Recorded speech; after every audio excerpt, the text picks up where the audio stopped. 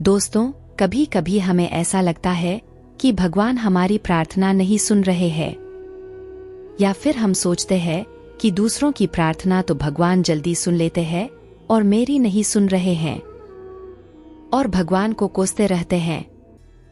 तो दोस्तों, आज की कहानी में हम जानेंगे कि आखिर सच्ची प्रार्थना होती क्या है और भगवान किसकी प्रार्थना सुनते हैं। तो चलिए वीडियो को शुरू करते हैं। दोस्तों, चीन में एक बहुत ही प्रसिद्ध और महान दार्शनिक थे जिनका नाम था कन्फ्यूशियस। एक बार कन्फ्यूशियस उनके शिष्यों के साथ सैर पर निकले। आधे रास्ते पर पहुंचते ही कुछ शिष्यों ने जिज्ञासावश पूछा, गुरुदेव, बहुत दिनों से हमारे मन में एक प्रश्न था, आज आपसे पूछना चाहते हैं। कृपया हमें यह बताएं कि किसकी प्रार्थनाएं सही मायने में सच्ची होती हैं।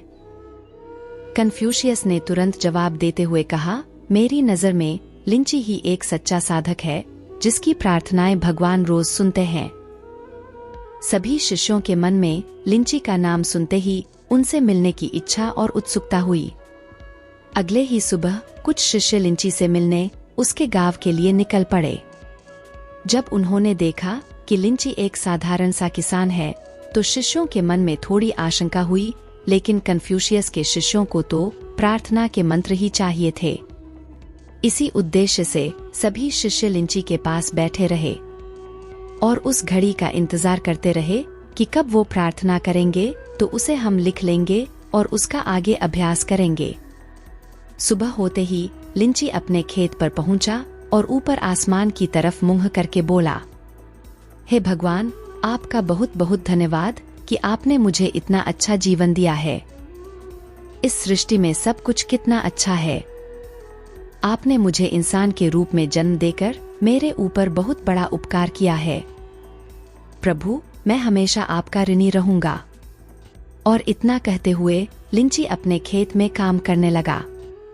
जब उसने दिन भर कोई प्रार्थना नहीं की तो शिष्य निराश होकर अपने गुरु कन्फ्यूशियस के पास लौट गए और सभी ने बोला, गुरुजी, आपने हमें किस इंसान के पास भेज दिया था?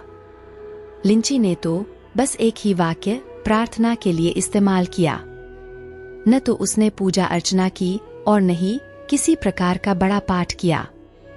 कन्फ्यूशियस मुस्कुराते हुए बोले, बच्चों, जब किसी व्यक्ति का संपूर्ण जीवन ही एक प्रार्थना बन जाता है तो उसे किसी प्रकार का बाहरी दिखावा करने की आवश्यकता ही नहीं पड़ती। सच्ची प्रार्थना तो मनुष्य के अंदर जन्म लेती है और वह मनुष्य के विवेक पर प्रकाश डालती है और आगे वही ऊपर वाले भगवान, ईश्वर या कहे परमात्मा तक पहुंचती है। दोस्तों, हमारे ईश्वर प्रार्थना के नहीं बल्कि प्रेम के भूखे हैं।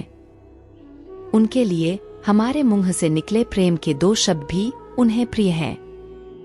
किसी प्रकार का ढोंग जब हमारे अंतर्मन को बहुत खराब लगता है तो वह उस ईश्वर को कितना खराब लगता होगा जिसने हमें बनाया है।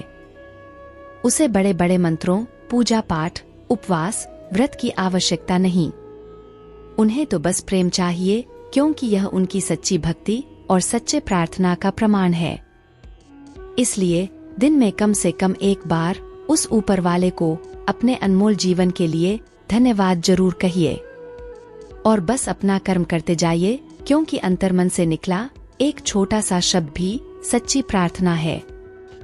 तो दोस्तों, उम्मीद है आज की ये कहानी आपको अच्छी लगी होगी और कुछ सीखने को जरूर मिला होगा।